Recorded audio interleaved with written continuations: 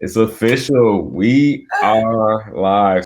We are here today with the amazing, the awesome, the one-liner Steiner. I don't know if that's a good word, but uh, It's accurate.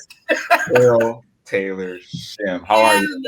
Hello. I'm so happy to be doing this with you, and so thank you so much for reaching out and asking me to be a part of this series. I really appreciate it. You happy to be doing this with me? I mean, I what do am. you mean? I am not anybody. I'm just a regular Listen, dude. I'm a regular old social worker. With Regular day liners social out worker. the wazoo, right? Out the wazoo. So I think a lot of folks don't know a lot about the Social Justice Training Institute where we met.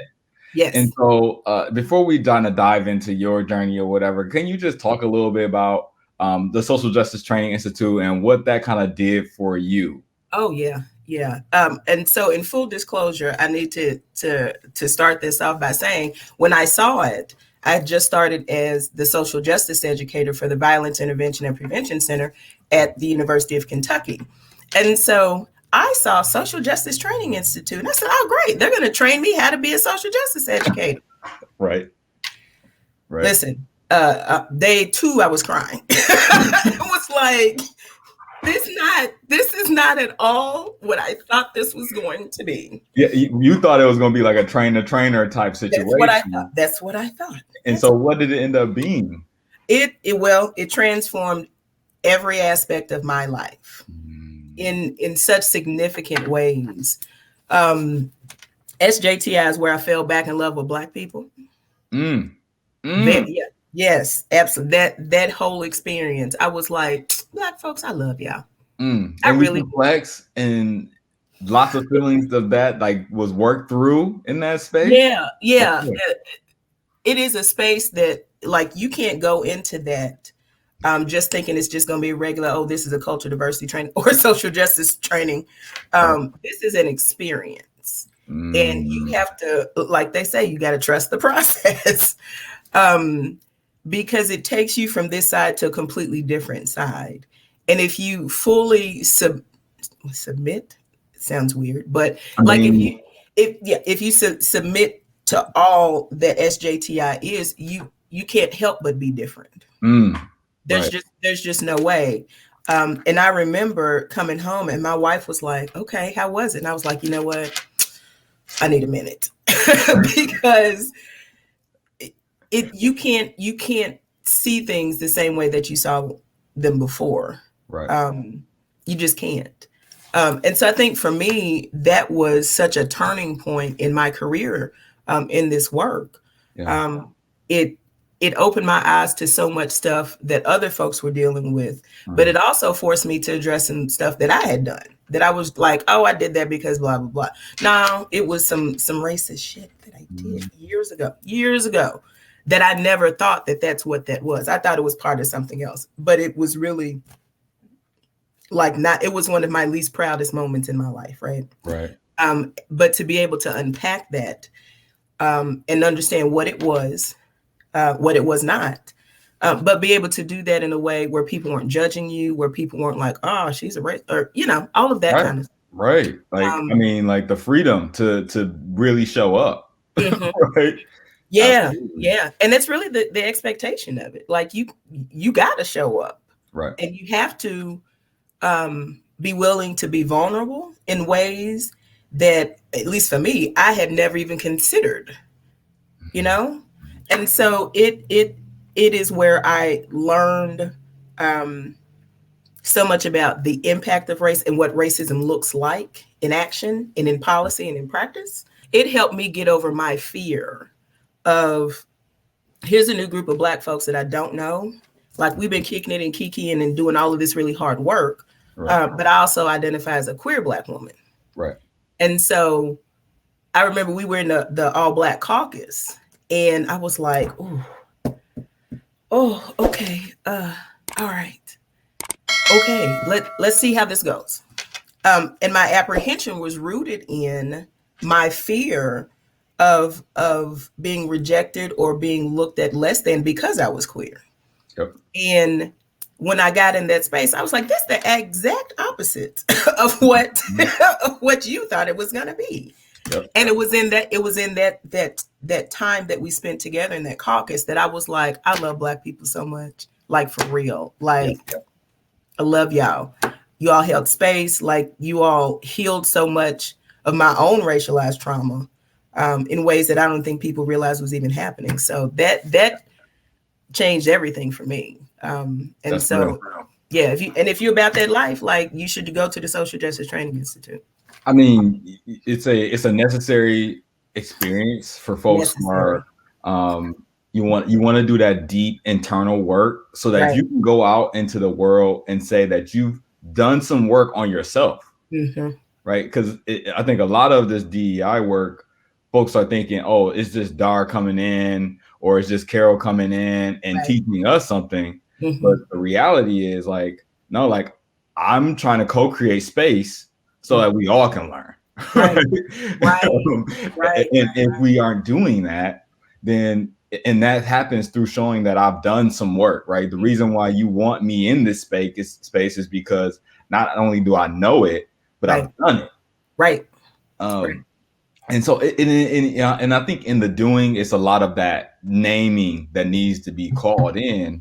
And why I really invited you into this space is because we have such a amazing naming experience at Social Justice Training Institute that has lasted. That has lasted for. That was like what 6 years ago. 6 years ago. That was 6 years ago.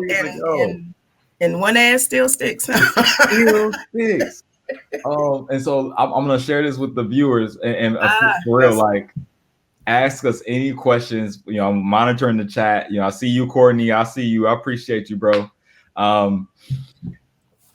You was like, we was having the time, right? We was talking. Mm-hmm. Large group. Yep. I can't remember exactly what we was talking about, but you summed it up so perfectly. You was like, listen, we all getting shitted on by one ass. One ass. It's the same ass. One ass. We all getting shitted on by one ass. I really should trademark that and like have a whole line of merchandise and stuff. I'm behind you. Listen, but if we really, really think about it, like for marginalized folks, for communities of color, for folks who do not identify as cishet white Christian middle class men, we're all catching the poops from the same source, right? Absolutely. And I've always remembered that because like the necessity for solidarity across communities.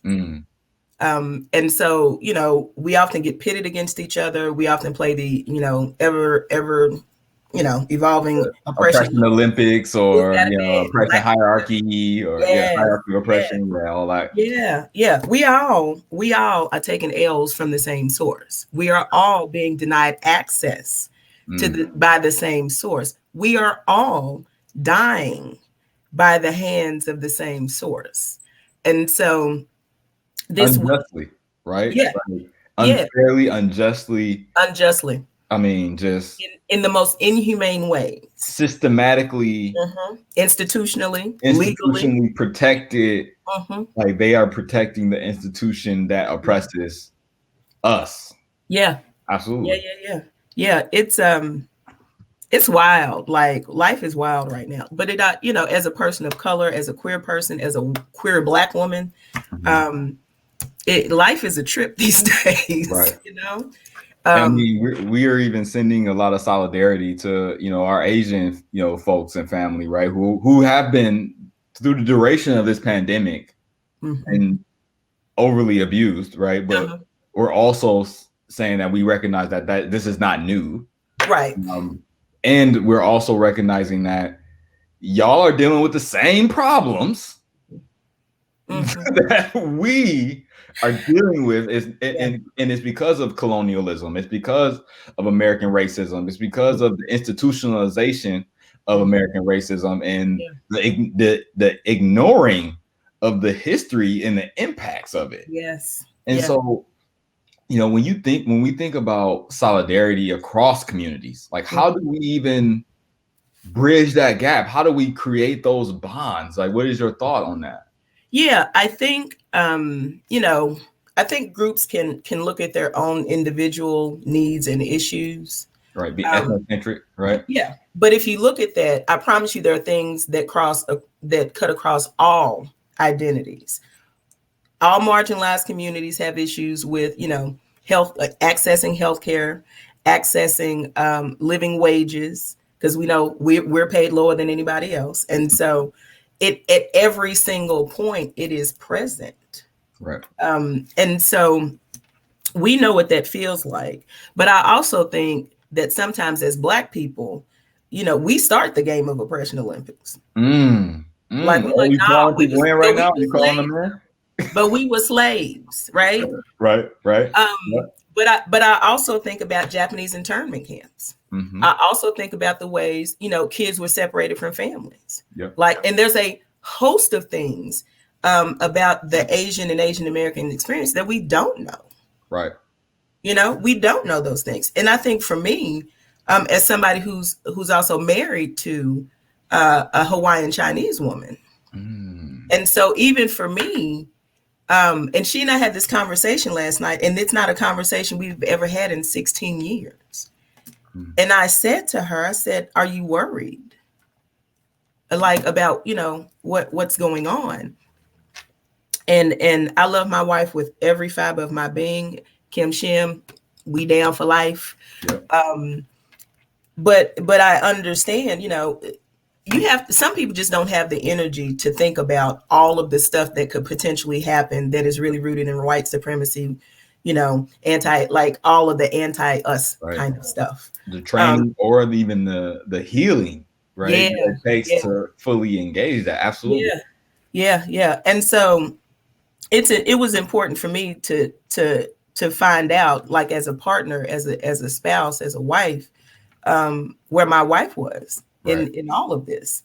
And I will say Kim does great at self-care. And Kim will, like, I'm not looking at this. I'm not interested in this. I'm not doing any of this. And I wish I could be more like that, because I think that gives her some insulation from it. You got some aura shining you out too, but yes.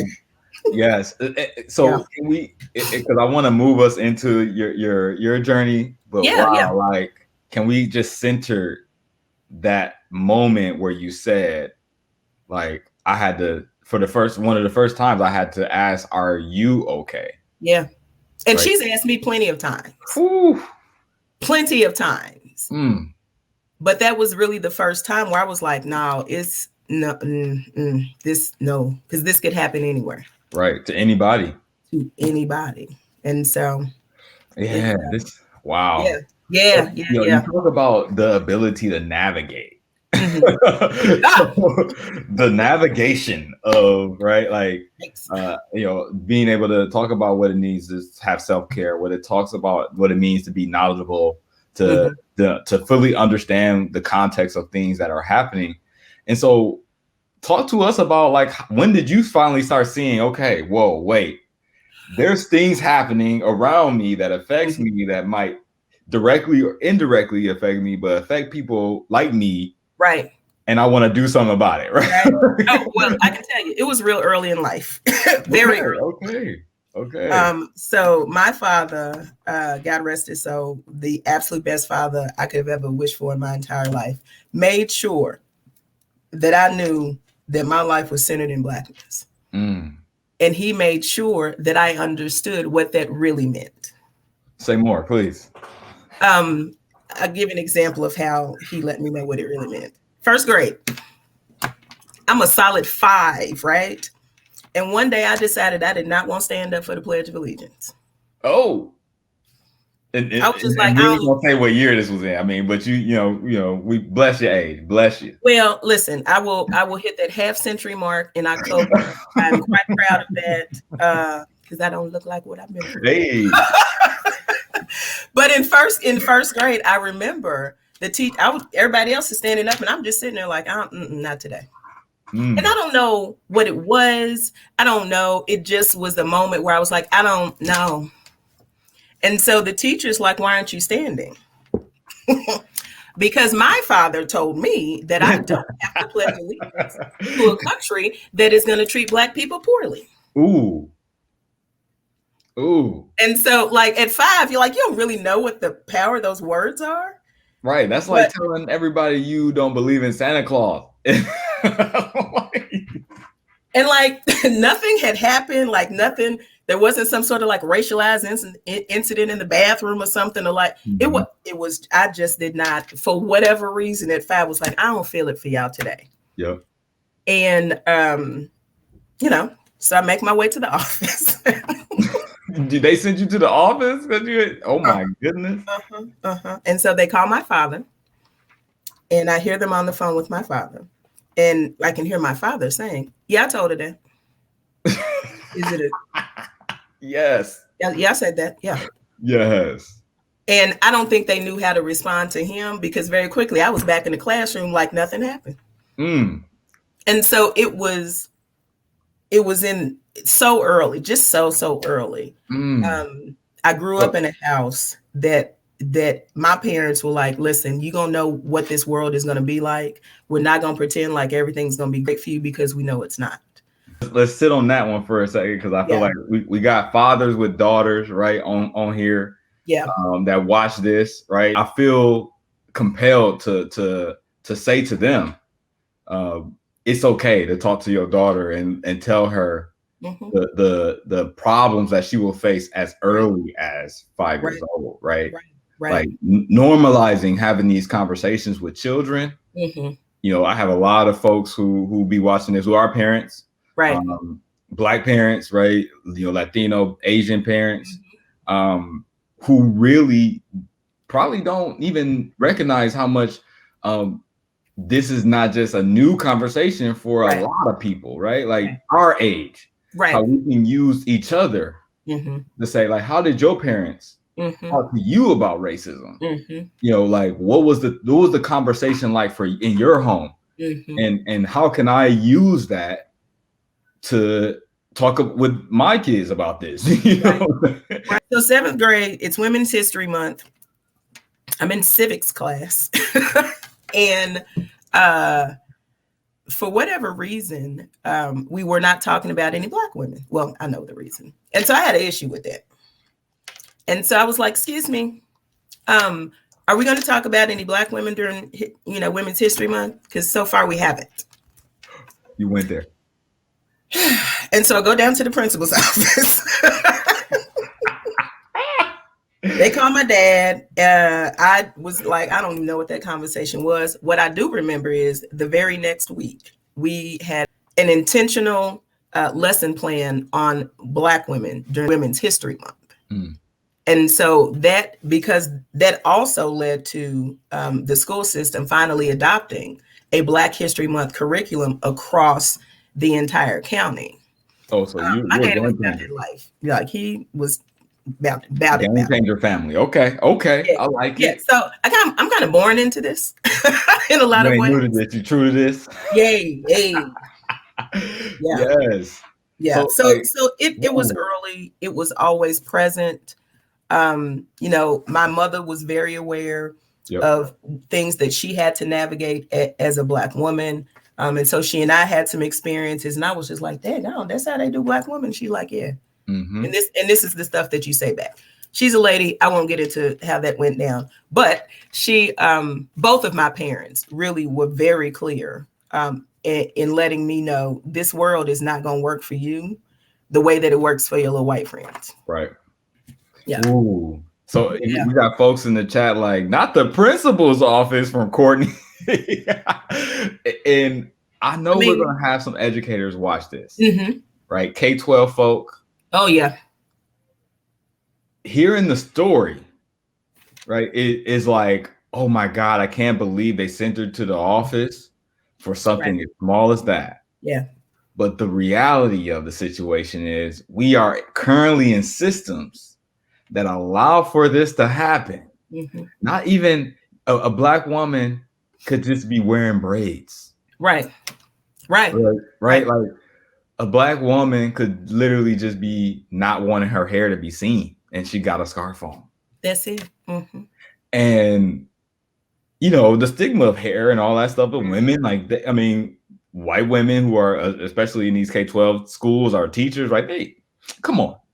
You know what I mean? You slightly understand. You ain't just jumping out like, right. You know what I mean? Like, just don't care. You about to show, you know what I mean? Like, but that empathy is missing because of these policies, protocols, procedures, sometimes even invisible policies that's not even there. Yeah.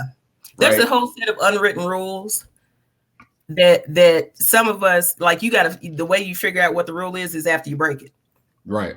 And that's the only way you know, oh, that was a rule? Oh, had no idea. And now I know. Making up rules so that they can control black people. We ain't gonna go in that, right? We're gonna keep us. Listen, we ain't got that kind of time. We ain't got that kind of time. We ain't got the time, but we do need to, because I think folks are always again looking at me like, "Darn, this transformation just happened overnight." You know, before you knew it, doing the good work is like a thing that folks are accepting and hearing, and I always say, like, I started just teaching a diversity and inclusion class for RAs in 2010 as a hall director, right? Yeah. For free. For free. We're not even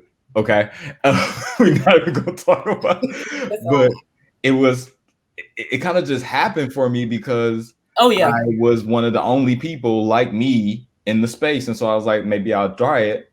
And what I learned was that I was not doing the work that I was teaching these students. Right. And so I did the homework with them, you know? And so I'm wondering, like, for you, like, what is the thing that really was like, I can do this full time? I can, what prepared you for that? What propelled you? What was the catalyst for that?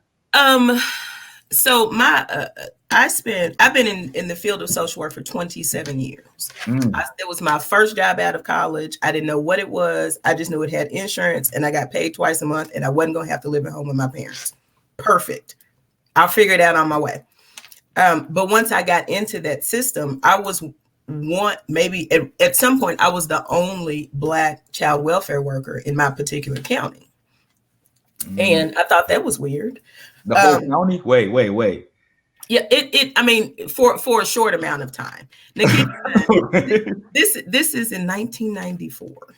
But still, the whole county? In the whole county. Not the city. That was doing ongoing work. Like, we had folks who were working, you know, specifically with juvenile services. There were investigators. There were some other folks who worked the hotline. And it didn't stay that way that long. But it stayed there like it was that way long enough for me to be really mindful of, like, I would get particular cases. If it was a very difficult Black family, I got those cases. Wow. Wow. Did they do like the drop off, like where they just be like, oh, we know who would be great for you. Yeah. I would come into work and there would just be files on my desk, and I'm like, whose files are these? Oh, we just reassigned some cases to you. And I remember there was one particular Black family that I was her sixth worker because people could not take the way her trauma was manifesting. And they also couldn't deal with the ways in which her trauma was manifesting, but the way that she was advocating for her child.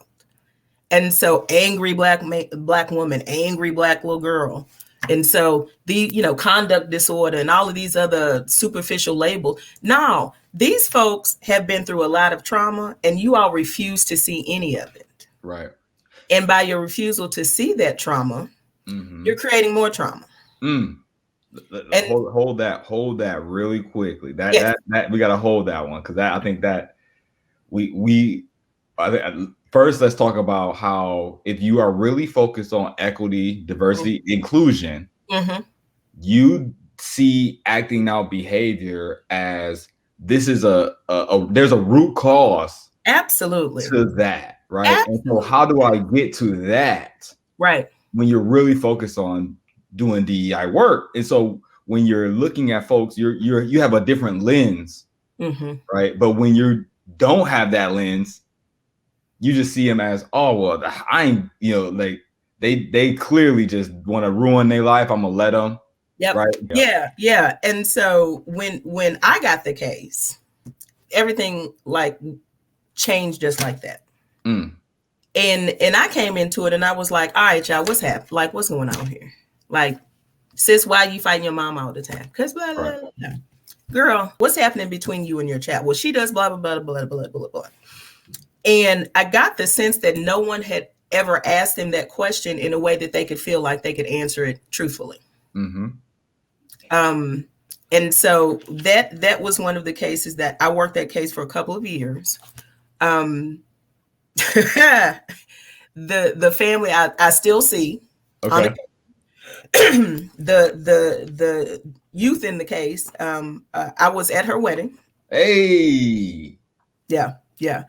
But I think it was that case that got me to start to see like this stuff plays out differently in the child welfare system if you are Black.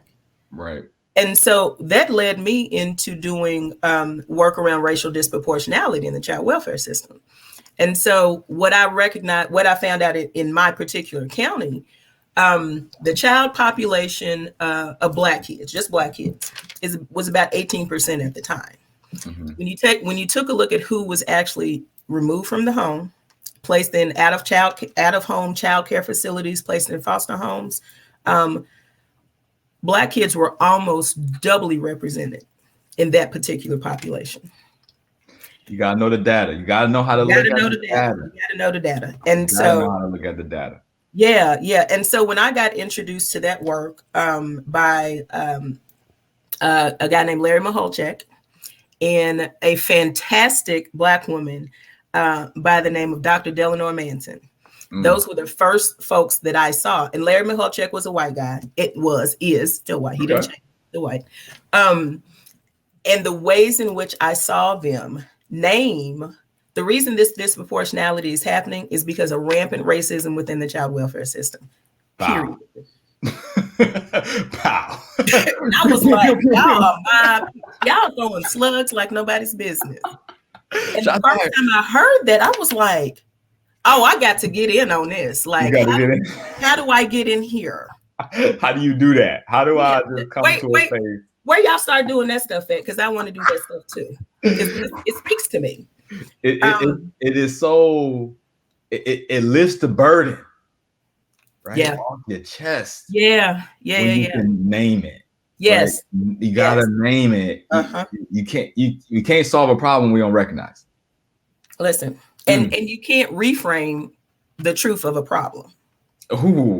Like you can't reframe that. This is the reason why this is happening. It's because of racism. Because of the racial reframing that has been happening all these years. Okay, the racial contextualizing, the racial storytelling, the racial textbooking, right? That come from Texas. The slaves was happy. They chose to come on them boats. They chose it. Come down here and work for free. They had options. Hundreds. So they picked Texas. Now give me a anywho, and so my work just sort of evolved into really looking at the impact of racism and anti-Blackness in the child welfare system. Now, at the same time, the child welfare system also asked me to be one of their cultural diversity trainers. Okay. Are you sure you want me to do that? Because I just saw these people say some stuff, and I'm going to say it. Yeah. Look, I know what this curriculum says I should say. However, comma. I have some other things I think they need to know. And so between doing that training all across the state, and even in spaces where there were no people of color, nerve-wracking in a host of ways. But that is really where I was like, we're not going to keep doing this. Right. Because I saw the ways in which it was destroying not just families, but whole communities, whole generations. And I had been complicit in it. Yep. I I had been 100% complicit in it. I had removed little black babies and little brown babies. I was part of the problem. Yep. But then I decided I was not going to be part of the problem. Right. And so long story short, you do enough of naming racism in a system that's not ready to hear racism, and eventually you will pay a price for that. And so there's consequences to this. What? Shocking. What? Yeah, people were just like, "Oh yeah, Carol, you're right." Like, yeah, this is terrible. That's not what happened. I definitely want you to hit on that before we get to bring it back up, right? Like, because you had some success, but there is consequences. I want to hear absolutely. So I had been working on a contract for 8 years. And they made the decision to get rid of my contract. Now I know that decision was rooted in we are sick and tired of this one. Who is not only naming the ways in which we're complicit in racist systems and how we are disproportionately destroying families based on race.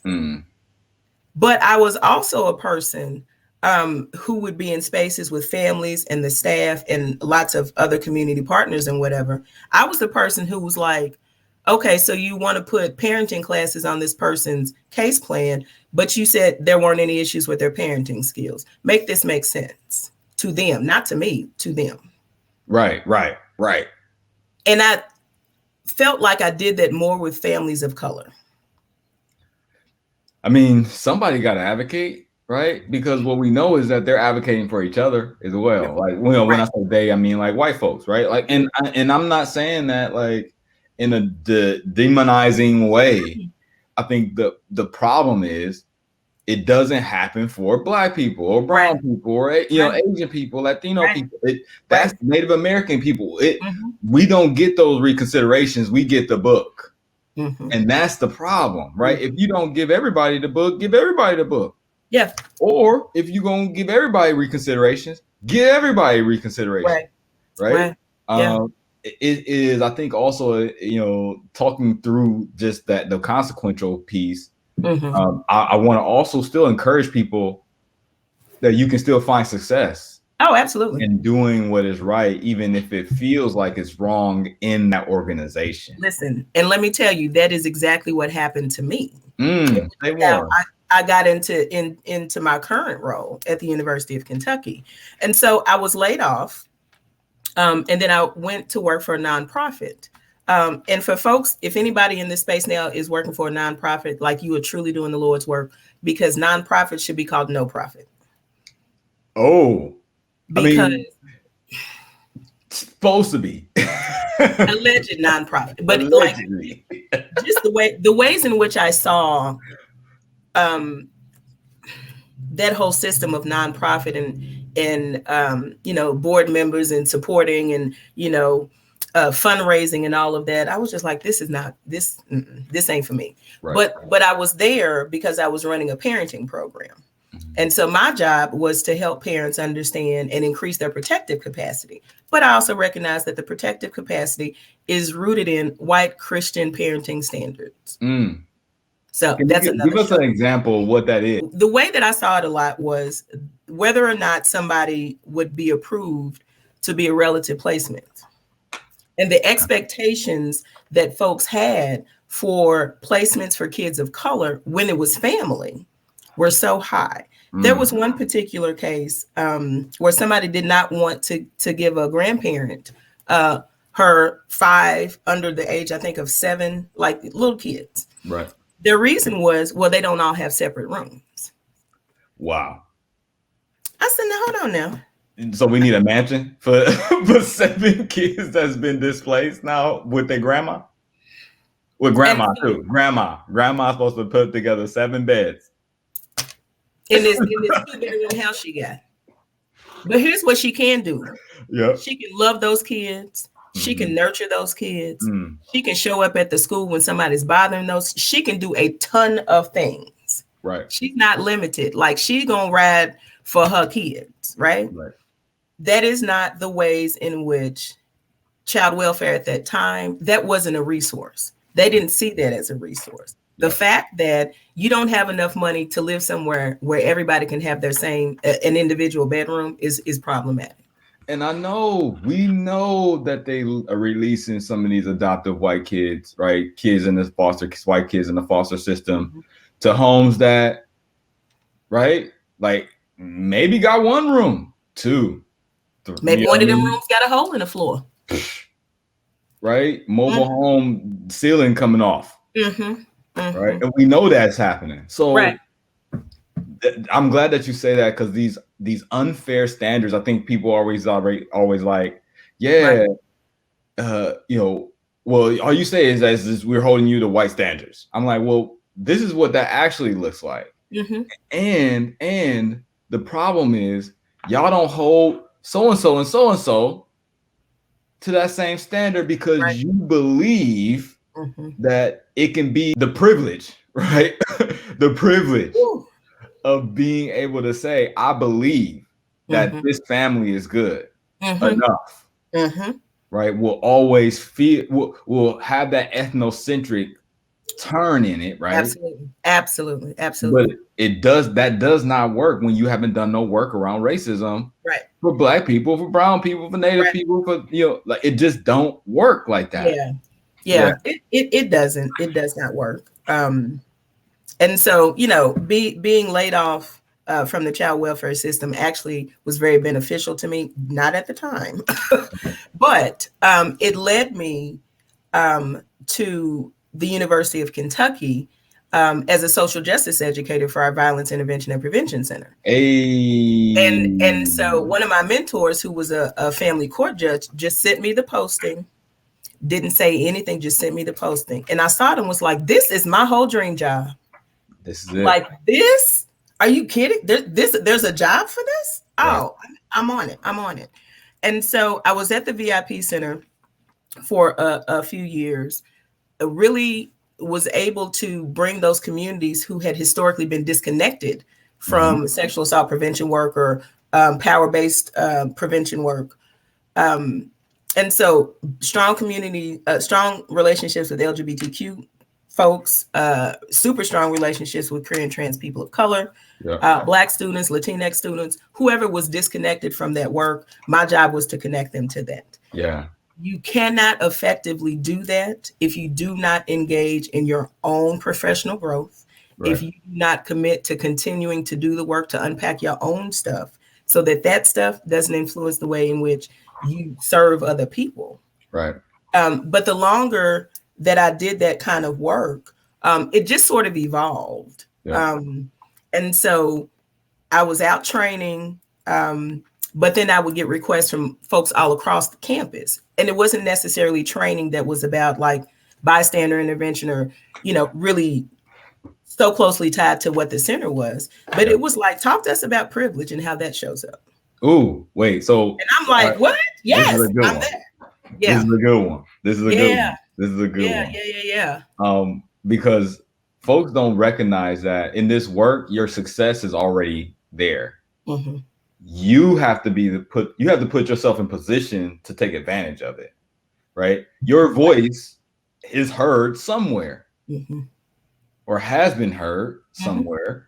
And it's your job to follow up and say, what else how can I provide? How can I be a support? How can I be a service? What can I do? What do you need? And so, talk to us about like that part. Like, how did you find the success that you have found? Like, because I assume that when you came into these spaces, you crushed it. Right? Well, I mean, I will help. You got to be good, right? You had to have had some practice. Well, here's the thing. I wasn't afraid to fail. We're going to say that again for the people in the back. Yeah. I wasn't afraid to fail. Ooh. I just wasn't. But part of that, not being afraid of failure, you got to be fearless in this work. There's a level of like, I'm going to do it because it is the fundamentally right thing to do because we are humans. Right. And it is fundamentally right to honor and respect the humanity of everybody. Mm. Mm. And so I think for me, just as my career at UK started to grow and change, you know, I left from the VIP center and went into a role providing advocacy and support around bias incidents. And so, you know, somebody gets called the N word. There's trauma attached to that. No, they might not need to go to full-blown clinical therapy, but they absolutely need to be in a space where they can talk to somebody. Yep. And so that is what I do. That's part of what I do. And this is the thing I think folks don't know about when it talk about that finding that success to do that work every day, 40 plus hours a week, 40 for 52 weeks, right? 40 plus. 40 plus. 40 plus. Tell me, what does it take day in and day out, or tell us, right? What does it take day in and day out to show up your best in your workplace, but in DEI work, right? When you're doing bias incident work every single day. What does that take? What does it take to have the fortitude?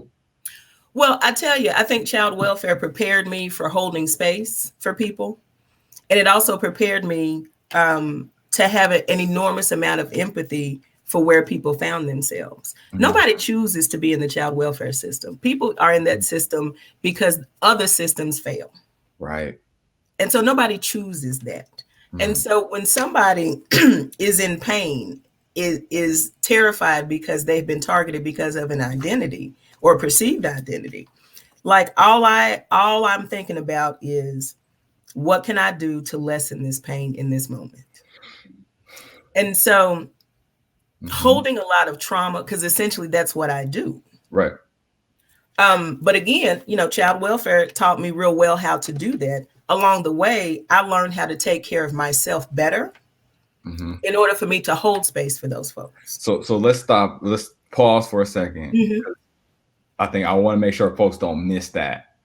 You talked about being able to have empathy in that moment. And I think this is where folks go wrong, is they're training after the moment has already passed. And organizational leaders who are out there listening to this right now, right? You train annually, monthly, right? You do deeper level work, you know, at least once a year, so that when that moment comes, you know how to show up in the moment, not after it's over. Okay. Thank you. Right. Yeah. And people who are experiencing trauma that's attached to their identity, that's what they need in that moment. They don't need people to question, well, is that really what happened? Like, that's a whole microaggression right there. Joke about it. Well, you know, such and such is just, I'm sure they didn't mean it. Anything that you say that is not, I'm so sorry this happened to you and I believe you. Anything that's outside of that is problematic in my book as somebody who does this work. I want everybody to win. Right? I want everybody to win. What I understand is some folks are just naturally going to win because of the way people set stuff up. Right. Some of us have to work out. Well, the rest of us, not even some of us, the rest of us have to work differently. And the supports that we have to have are different. Well, say something to the women who are watching this, who are like, yo, like, how do I get in, or what, you know, where do I start? What do I need to be thinking about? How do I find the success like a Carol Taylor-Shim? Well, I think one of the things that I would really say to any woman, any female identifying person who wants to be in this work, please understand that this is still a system wherever you are. It is still rooted in misogyny. It is still rooted in patriarchy. It is still rooted in colonization, anti-everybody. And so what does that mean? That means you better guard yourself.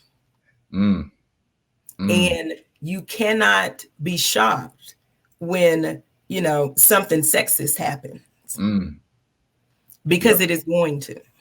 And so I think because for the system, right? Like the system has been built on it. The system's doing what it was built to do. All of them were built to do exactly what they Absolutely. do. And so you got to know a little bit more about your enemy than they know about you. And so that requires us to understand the ways in which patriarchy and colonization and misogyny and fun misogynoir that Black women get. What is that? What is that? Wait, fun So misogynoir? misogyny, is all of the messy, gross stuff that women get faced with simply because we're women, Right, right? right. But for Black women, there is a specific type of misogyny, misogynoir, that is unique to the Black woman experience. And Okay. it comes from everywhere. But for me, it has been the most painful when it comes from Black men. And Let's hear it.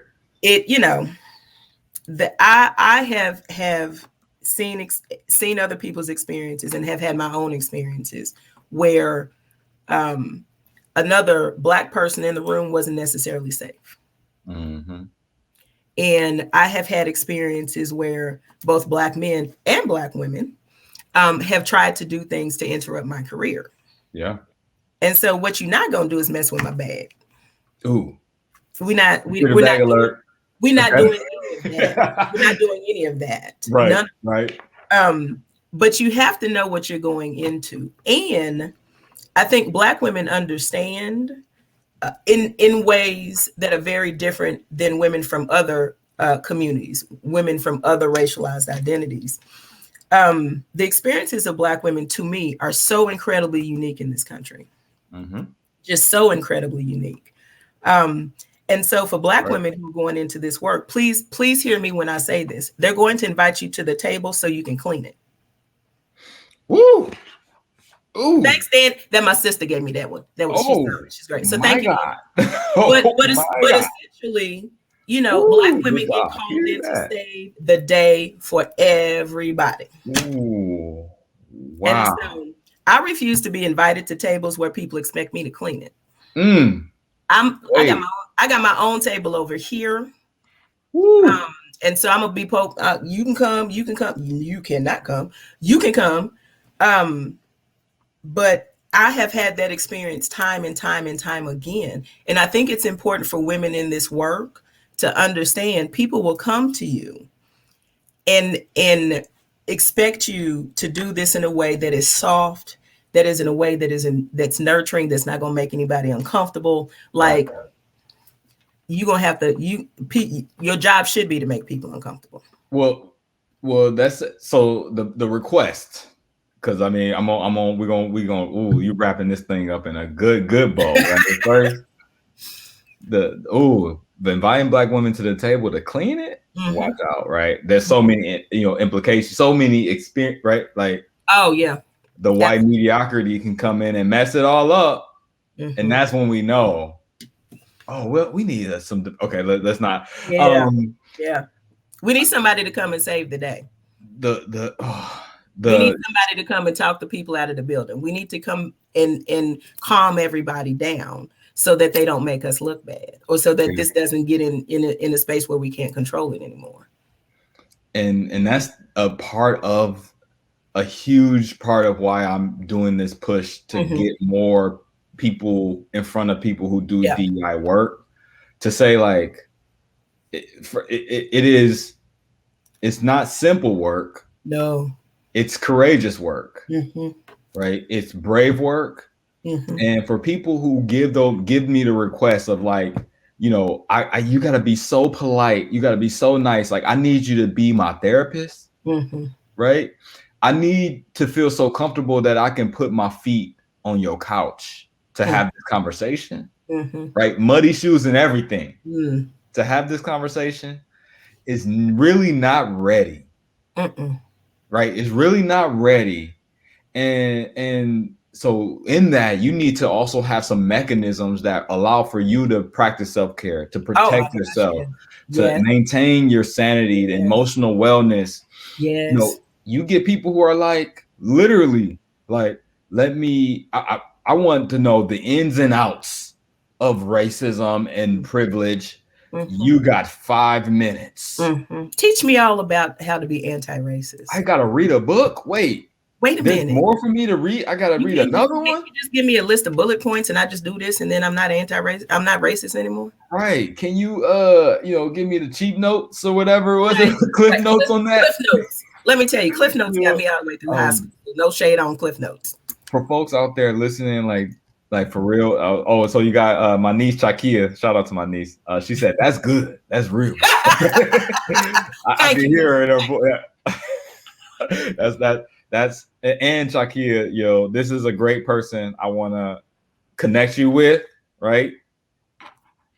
Listen, I take this thing on the road, y'all. So just know. Okay. Just know. And I'm gonna get you the plug because that's my niece. I got it. Like real blood niece, okay? Like blood. Yeah, okay? Not like play niece. Yeah. Nah, listen, I get it.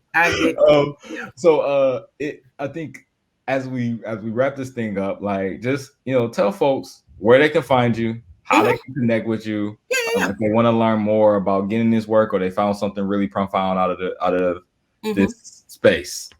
Yeah. Before I give folks this, I do want to say one of the things that has allowed me to do this work in the way that I do it, and not completely lose my entire mind. There are a group of women of color in my life, and we call ourselves the committee. and the reason for that is like you can put like I'm having a committee meeting on your calendar and you can leave work early. It's great. We've done it. But here's the thing, like it don't take nothing. It takes a couple of let me send one message. Yeah. And what I know is if I'm in trouble, if I need anything, somebody in that group gonna be right there. Yep. And so because this is a group of women from a host of different racial and ethnic backgrounds, but we all experience this world as women of color. So I don't have to explain anything to them. Yep. I don't have to go through this. I don't have to educate them. I don't have to do any of that. And so I really encourage folks, no matter who you are, no matter how you identify, you have to have a group of people in your life that you can turn to and be like, let me tell you what happened today. And people are going to be like, child, do we need to pull up? Figuratively. Pull up on. Yeah, like what we need. Where you at? Do I need to come meet you somewhere? It is. I get so much strength from that group. And so anytime I talk about, how I can manage to stay in this work this long, I have to give a nod to them. Because we carry each other through so much. And my good friend Denise Simpson, shout out Denise, who actually named the committee, really said, like, we take care of you while you take care of yourself. Mm-hmm. And so if you get nothing else from this, please, please, please get your team, get your squad, whatever you need to call it. Right. But you got to have people in your life that will hold this for you.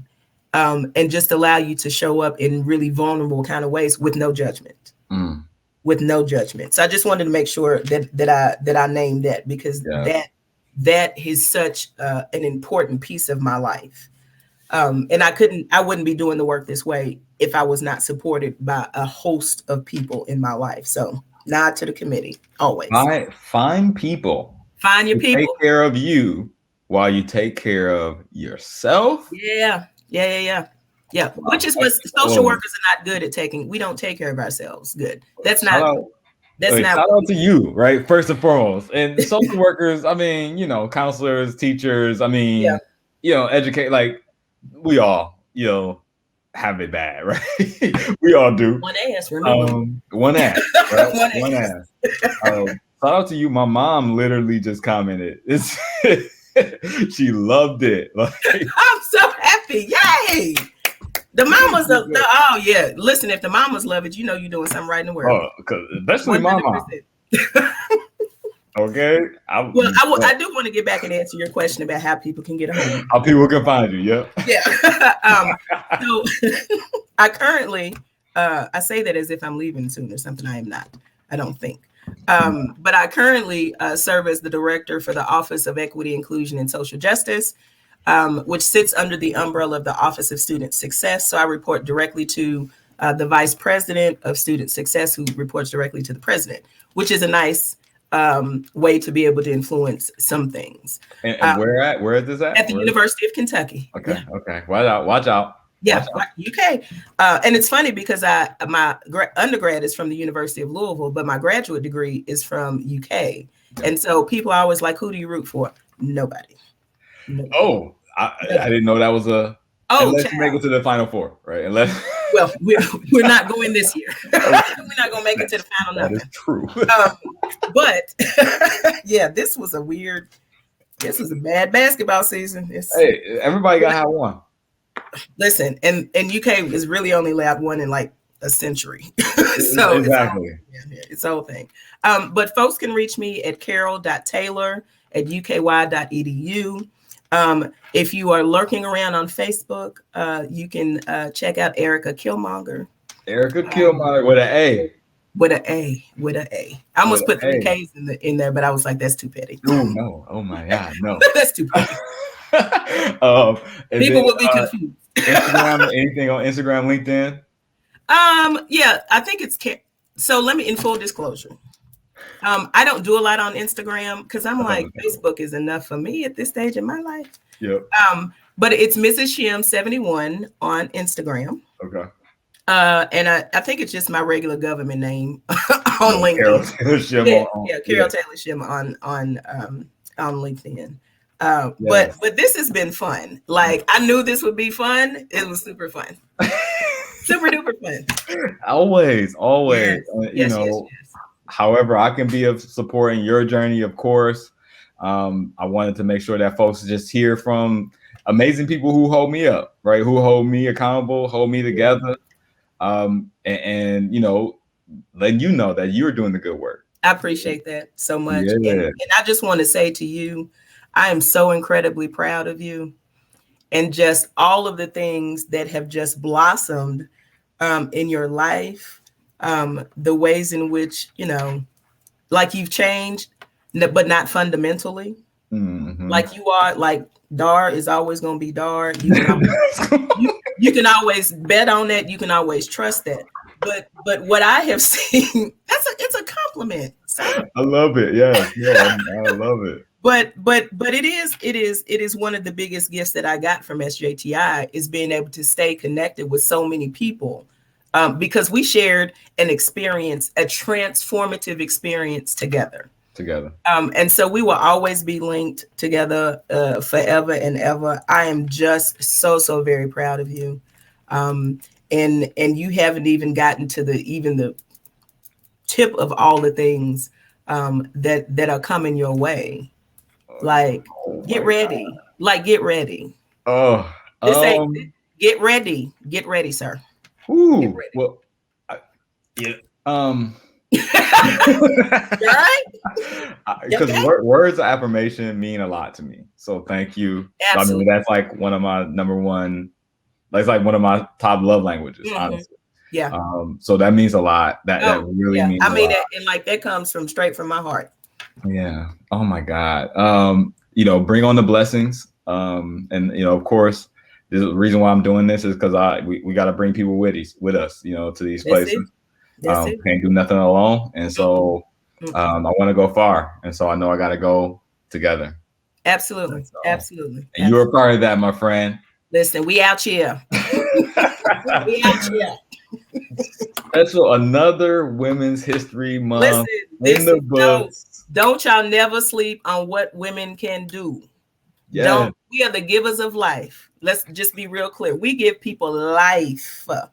And so if we can do that, please, ladies, don't you ever think that there's something that you cannot do. You give people, like we birth people. I don't, other people have, but that's not for me. But like, own every piece of your greatness. Never, ever, ever let anybody dim your light. That's what people try to do to Black women and women in general, but Black women in particular. Don't let folks do that. Yep. You're too great for that. We're all too great for that. Straight from the goat's mouth. There you know. All right. Hey, keep doing the good work. Carol Taylor-Shim, people. Yay. So very excited for the next one. We're going to have to do this again. Absolutely.